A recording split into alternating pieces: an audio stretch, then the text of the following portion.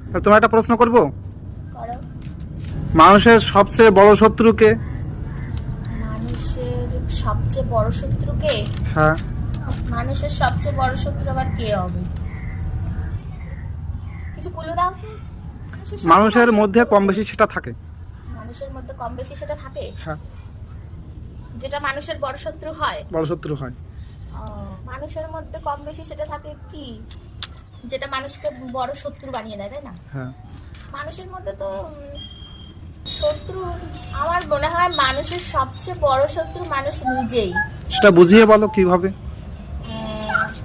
মানুষের বড় শত্রু মানুষের নিজেই, কারণ হচ্ছে মানুষের মধ্যে রাগ থাকে, হিংসা থাকে।